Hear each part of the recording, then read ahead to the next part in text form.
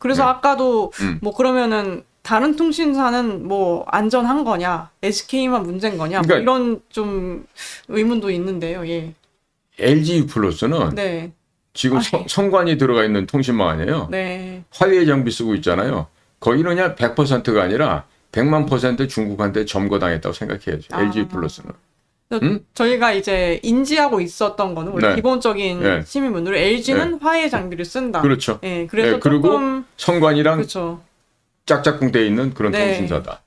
그런 네. 게 있었는데 이번에 SK가 대대적으로 이렇게 터지면서 많은 분들이 그냥 내 정보 털렸다까지는 생각하는데 이게 중국이랑 연결되는 것까지는 이렇게 잘 연결을 아직까지는 못 시킬 것 같아요. 그냥 SK가 문제다까지는 가는데 예. 그래서 예. 지금 어제 오늘 보니까 이제 KT도 네. 똑같이 공격을 받았었다. 아. 이런 얘기가 나와요. 예. 그러니까 결국 대한민국을 통째로 국민들의 삶까지 개개인의 삶까지 중국 공산당의 감시를 받고 살았던 게 아닌가 이런 의심이 함정으로 들 수밖에 없는 상황인데 네. 아마 그게 전부 다 사실로 나올 것입니다.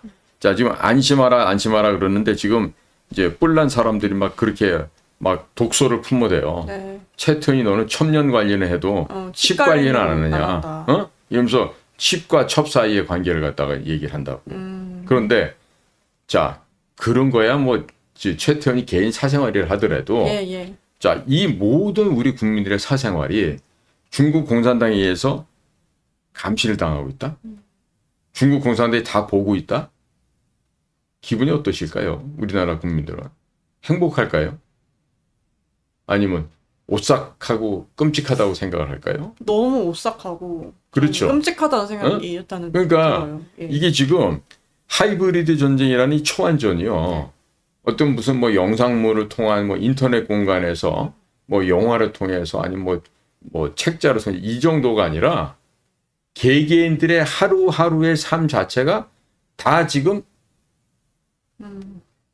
엿보여지는 대상이 되었다. 네. 이건 지금 굉장히 심각한 겁니다. 그래서 일단 이번 6월 3일 날 있을지도 모르는 선거에서 분명히 부정이 일어날 거란 말이에요.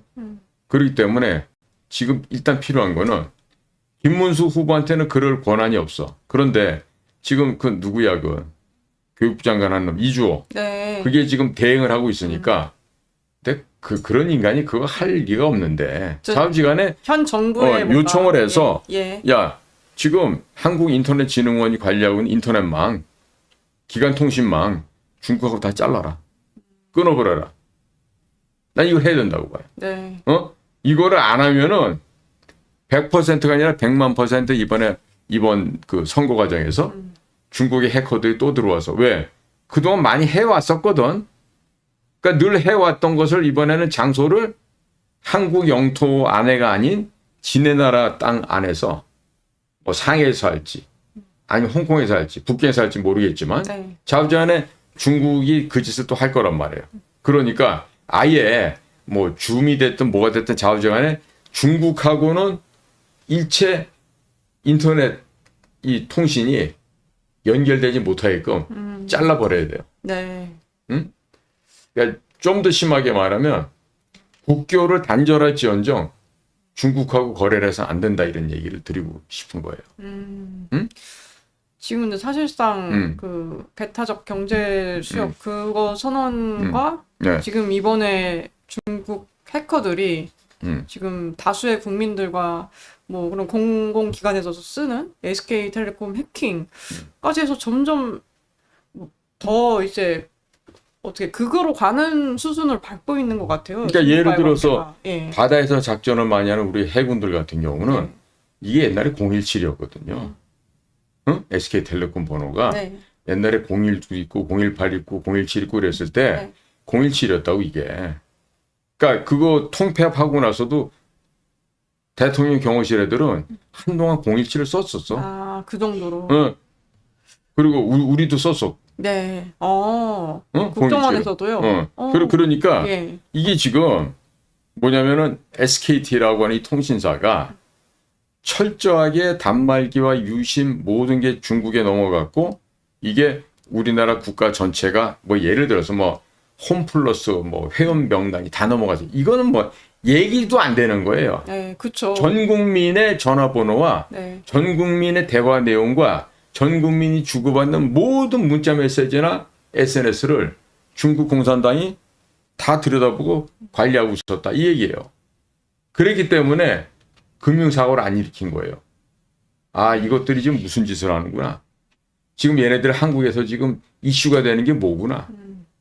이런 것들을 보면서 원거리에서 그걸 조종을 하는 거지. 그렇게 해서 그동안에 돈을 매기고 여자를 성상납해서 꼬셔놨던 국민의힘, 민주당, 그다음에 교수 나부랭이들, 또 장차관들, 대사들, 뭐 총영사들 이런 좌우지간에 중국과 관련을 맺고 있었던 모든 사람들에게 연간 수조 원의 공작금을 뿌려가면서 대한민국 사람들을 포섭을 하는 거죠. 자, 구체적인 포섭 내가 학교 얘기는 안 할게요. 경기도 의정부 포천 파주 저쪽에 가면요.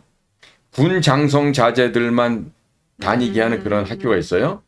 그러니까 대부분 아버지가 퇴역 장군들이야. 네. 근데 자식애들을 뭐 중국에 뭐 무슨 뭐 레슨하러 보낸다, 뭐 견학하러 그런 거 하면서 이 학생의 아버지가 누구고 이 아버지는 과거 군에 있을 때 어디 몇 지역에 어떤 부대에 근무했었고 직책이 사단장이요, 뭐 부군단장이요, 군단장이요, 뭐 군사령관 이런 것들이 다 수집이 되면서 네. 그 애비라는 놈들은 그 똥별다라는 놈도 보안 의식이 없으니까 그저 뭐 자식 문제니까 가가지고 학교 가서 이리 떠들고 저리 떠들면서 자기를 다 알려주는 거죠. 그래서 애들을 볼모로 해가지고 그런 식으로 포섭을 해갑니다. 또 다른 케이스. 예. 김형동이라고 한동훈이 비서실장 했더네. 예. 걔가 서울대 어디서 뭐 다녔다 그러고 뭐 변호사 하다가 지금 정치하는데 그러면 그 김영동의 와이프가 중국 공산당 간부로 지내고 있던 아버지의 딸이야. 네. 그러니까 공산당 당원집 애야. 그러면 얘가 그냥 왔겠냐고. 김영동의 와이프가. 공안부가 됐든 안전부가 됐든 총참모부가 됐든 간에 보낼 아이들을 걔네들도 치밀하게 물색을 한단 말이에요. 왜? 서울대 정도 보내서 지적인 수준도 맞춰서 거기에 앞으로 가능성 있는 애를 따가 낚아채야 되니까. 그래서 여자애들을 잘 선발해서 뭐 유학 보내줄게. 뭐 이런 식으로 해서 보내지만 사실은 뭘까? 다 지령을 내리고 훈련을 시켜서 보내는 거죠. 그럼 그 여자애는 와서 공부한다는 명목하에 서울대학교 다니면서 정원회로 들어오니까 그렇게 해서 있으면서 오빠야 내지는 남자친구를 사귀지. 가까워지면 몸을 주고. 오빠야 또는 남자친구는 중국말로 어떻게 말할까요? 칭은 아니라 그러는데 보통. 네네. 보통先生 선생님이라고. 아니면 짱fu 장부라고 불러 남편을. 그래요? 네. 그러니까 네. 그렇게 해서 좌우지간에 예. 중국에서 웬만큼 수준 되는 애가 공작원으로 선발이 돼서 서울대학교 와서 서울대학교 다니던 어떤 삐딱한 놈 하나를 잡아서 꼬셔갖고 부부연으로 만들어버리는 거야. 그러면 평생 우리 중국 공산당의 공작원이 되잖아. 협조자가 되잖아. 예. 그럼 반대로 중국 공안부에 다니던 이런 조선족들, 중국 안전부에 다니던 조선족들 이런 애들을 서울대학교 법과대학에 보낸다거나 뭐 인문대학에 이런 데다 보내요. 물론 공대도 많이 보내죠. 그렇게 해서 공부를 열심히 하는 척을 해. 그러면서 한국에서 여자를 만나서 결혼을 하게끔 하는 거야. 예. 그리고 걔네들이 주로 쓰는 수법이 네. 야 우리 집이 어떤데 하면서 공작금 받은 거 많잖아. 그러니까 한국 남자애들 어디 가갖고 네. 뭐 하루 저녁에 한 30만 원짜리 저녁 살려고 하면 한국 애들은 쭈삣쭈삣 하는데 자기야 오늘은 한 100만 원짜리 한번 갈까? 그러면서 말이야. 마치 중국의 어떤 부모 그런 이미지들이 있으니까 또 그냥 또 막 롯데호텔 비니안트리 뭐 이런 데 데리고 다니면서 예. 호텔에서 쫙 서빙 받으면 여자들은 네. 야, 얘 도대체 중국에서 도대체 집이 어떻길래 그렇죠. 끼당 50만 원, 80만 원, 막 100만 원 하는 밥을 사줄까? 예. 그럼 대번에 그러겠지. 야, 좀 몸도 피곤한데 오늘 호텔에서 하룻밤 자고 갈까 그러면 자기야 좋아 그러면서 그냥 얼른 가겠지. 그리고 또 부부의 연을 맺겠지. 그러면 그 남자는 어떻게 된다? 이중 국적자가 된다. 야. 합법적인 결혼을 통해서 네, 네. 중국 공작원이 한국 여자를 만나서 결혼하면서 한국인이 되는 거예요. 이중 네. 국적자가 네, 합법적으로요. 그러면 그 다음부터 공작하기 얼마나 좋아? 제가요 명색이 이래도 서울대학교 법대에 나왔습니다. 공부한 거 힘들었어요. 이렇게 또 거짓말 해가면서 우리나라의 검사들 만나지, 군 간부들 만나지, 언론인들 네. 만나지 이런 식으로 해서 그렇게 해서 지금 넘어간 놈이 한둘이 아니야. 내가 아는 국무총리 중에서도 여러 놈이 있고 정치인들 중에서 여러 놈이 있고 내가 그런 사례를 이미 수집을 해서 지금 하고 있어요. 때가 되면은 내가 네. CIA나 FBI에다 주고 네, 네. 한국에서 와서 일하는 이 중국 공작원들 잡아서 전부 다 뭐 하자. 네, 네. 제안하려 그러지. 야. 응? 그러니까 이런 식으로 이게 지금 대한민국 사회가 공부를 핑계로 해서 간첩들이 들어오고 네, 네. 그 간첩 공작원들이 와가지고 남자는 한국 여자를 잡고 여자는 한국 남자를 잡아서 합법적인 결혼을 해서 신분 세탁을 하고 이렇게 해서 거의 죽는 날까지 공작원으로 활동할 수 있게끔 이런 요건을 만들어 놓은 거예요.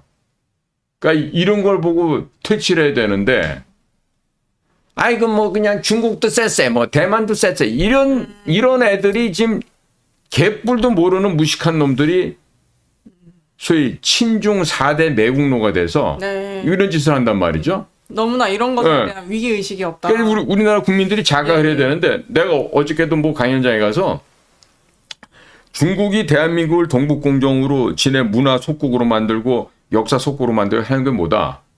사람을 일대일로 다 포섭을 한다. 그래서 내가 국정원 애들 포섭당한 얘기도 해주고 딴 데 애들 포섭당한 얘기를 네, 해줬어요. 사람들이 놀래. 어떻게 그런 일이 있을 수 진짜 있냐고. 이런 일이 있냐. 네. 그래서 그러니까 국정원 애들 포섭하는 거 얘기해 줄까? 중국에서 국정원 사람들을 네. 자, 무슨 일을 하다가 사고가 났어. 그러니까 국정원 애들이 같이 만나고 뭐 했던 애들이 사고가 나서 덜컥 이놈이 잡힌 거야. 그럼 이제 어떻게 돼? 얘랑 밥 사주고 밥 먹고 술 먹고 얘한테 돈 주고 했던 국정원 직원은 약점이 잡히는 게 되는 거지. 에이. 그러면 중국 안전부나 중국 공안부는 바로 훅 안 들어와. 어떻게 하냐면 야, 국정원 직원이라도 뭐 그 마누라도 있고 새끼도 있고 그럴 거 아니야. 그 얘네들이 마누라 다니는 뭐 꽃꽂이 학원, 뭐 어학 학원 뭐 이런 데를 갔다가 쭉 다니면서 훑어요. 저희만 훑듯이. 또 애가 다니는 학교도 훑어. 그런 다음에 이제 다 상세하게 이제 파악이 끝나잖아요. 네. 그러면 와서 그래. 어떻게 예를 들어서 뭐 성씨가 뭐 임씨다 그럼 뭐 임 선생. 당신 말이야. 그 와이프 어느 학원 다니지? 응? 어떻게 뭐 장기 적출 좀 해드릴까? 협박을 그런 식으로. 내지는 예. 임 선생 그 애가 무슨 뭐 어느 학교 다닌다며? 그 애도 한번 장기 적출 한번 해줄까? 이러면 국정원 아니라 할배라도 아니 내 가족을 갖다가 그렇죠. 장기 적출한다는데 네. 고분고분 하겠어요 안 하겠어요? 말 듣게 된다고요. 네. 그리고 그럴 거 아니야. 임 선생 당신 말이야 우리 중국인들 만나서 이런 거 했더라. 이거 간첩질인 거 알아? 뭐 알아 몰라? 그러면 기본이 된 놈 같으면 그런 일을 만약에 당하잖아? 그러면 본사에다 얘기해갖고 저 여기서 걸렸습니다. 피해인지 나가게 해주십시오. 피해인지라는 건 뭐냐면 외교적인 기피 임무를 얘기하는 거예요. 페르소나 난 그라타라 그래갖고. 네, 네. 그러니까 주로 이제 우리 백색 외교원들이 가서 주재국 내서 그런 첩보 수집하고 이런 거 하다 걸리면 일단 추방만 하고 자기네 감방 안에 가두진 않는단 말이죠. 네, 네. 이게 이제 외교상의 면책 특권이라고 할 수 있어요. 그러면 빨리 버리고 들어가야 될 거 아니야. 근데 또 그런 놈들일수록 어떤 게 있냐면 내 새끼는 그래도 외교관 특립하러 해가지고 네. 서울대학 뭐 연대 고대 이런 데 보내 이 생각을 하는 거지. 집단에는 그래도 자식을 잘 키워보겠다는 마음이 또 있는 거야. 그러니까 국가관이 없는 놈들이야, 그런 놈들은. 그러니까 그런 일을 지가 정말로 업무를 성실히 하다가 중국 공안 당국에 잡혔어. 네. 들켰어. 그러면 야, 미안하다. 그러고 가면 돼. 그런데 거기서 끝까지 애 교육 문제 때문에 있다 보면은 그런 협박을 당해요. 그러면 협조를 안 할래 안 할 수가 없거든. 그럼 바늘도둑이 소도둑이 된다 그러잖아요. 그럼 이제 처음엔 그러겠지. 어이, 임 선생. 당신 덕분에 우리 동료들이 이렇게 죽어가고 있는데 보상 좀 해야 되지 않겠어? 아, 죽어가고 있다. 실제로 죽여. 그런 애들은 잡으면. 네. 그러니까 이제 이놈을 갖다가 한국 놈을 확실하게 우리 편으로 끌어들일 때까지 네. 미끼로 놔두고 이제 땡기는 거지. 아, 그러면서 자꾸 이제 압박을 가하는 거지. 네, 네. 그럼 이제 와 이거 거기서 이제 애도 키워야 되겠고 공부 못하는 애 새끼를 낳아서 키우다 보니까 외교관 자녀 특례입학을 안 하면 대학을 못 가는 거야. 마침내 그 광복회장집 아들이 윤석열하고 서울법대 동기라지만 그 아저씨는 서울법대 간 게 아니고 특례로 정원외로 들어간 거지. 그 서울법대라고 할 수가 없는 거야, 그런 것들은. 네, 네. 그러니까 얘네들도 그런 걸 원하는 거야. 그리고 서울대학 같은 데 와서 다니면 누가 뭐 외교관 특례로 보너스로 정원외로 다니는지 누가 알게 뭐야. 나 서울대학교 나왔다고 그러고 거짓말하고 다닐 수가 있는데 왜? 실제로 졸업장도 나오니까. 그렇죠. 그러니까 이제 그런 거를 바라다 보니까 결국 어떻게 됩니까? 조국을 배신하게 되는 거예요.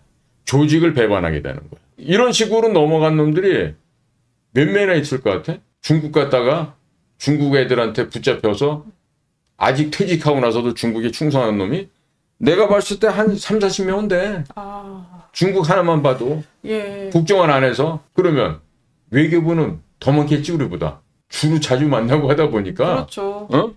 그러면 중국말 한마디 안 돼가고 그 조선족 행정보조원도 데리고 하는 뭐 산업자원부, 해양부, 뭐 교육부, 뭐 어떤 농축산식품부, 뭐 많아요. 각 부서에서 하나씩 다 나오거든요. 북경 같은 경우는 제가 근무를 해보니까 전 세계 공감이 제일 커요. 경제교원에서도 나오고 뭐 외교부도 나오고. 그러니까 곳곳에서 나온 사람들이 활동이라고 한답시고 보고서도 쓰고 하는데 안 되니까 어떻게 해야 돼? 안 되니까. 조선족들한테 의지할 수밖에 없어. 그럼 얘네는 100만% 중국 공안부, 중국 안전부의 협조자들이야. 네. 조선족들, 행정요원들은.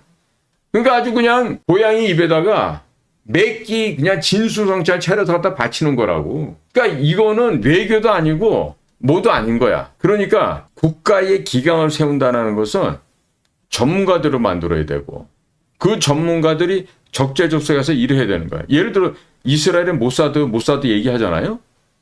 이스라엘 모사드의 국장 정도와 역대 국장들 보면요.